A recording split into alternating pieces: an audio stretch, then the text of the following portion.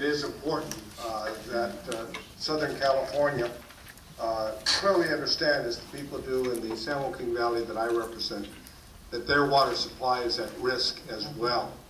And that while I represent ground zero, where the worst impacts of the drought have been felt over the last 3 years, not just because of below average rainfall, but because of a regulatory constraint that is making it extremely difficult for the federal and state water projects to provide the water for the intended purposes that they were created for.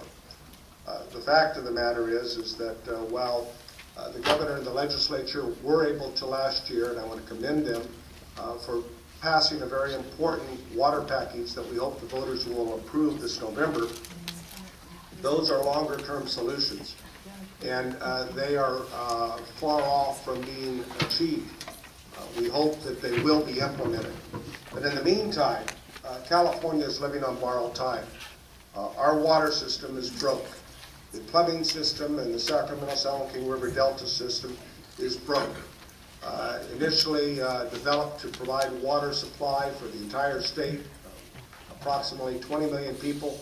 Today we have 38 million people living in California, with the prospects for the year 2030 that we will have maybe 50 million people, another 12 million people. And the water supply that we have today is already being maxed out with all of the demands that's being placed upon it.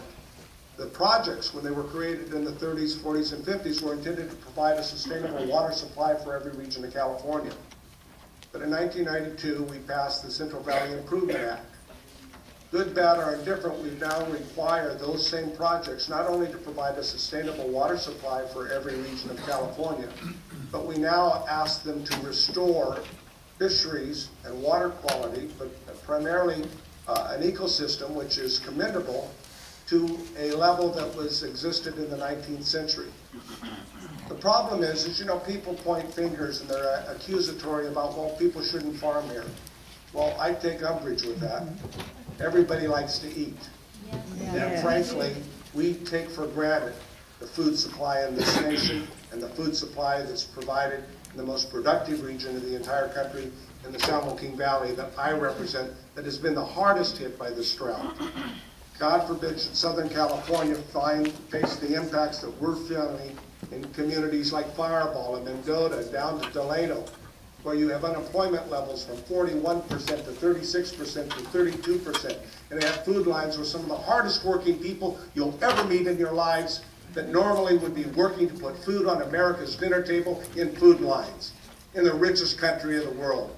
Unacceptable. So, ladies and gentlemen, this hearing in Southern California is important because the water supply for our entire state is at risk. And what we are feeling today in the San Joaquin Valley, if we don't correct and fix these problems, will be felt in Southern California. And the dream of California, the golden dream of California for a bright prosperity, economic prosperity in the 21st century will be erased. That's how serious this crisis is today. So let's be clear.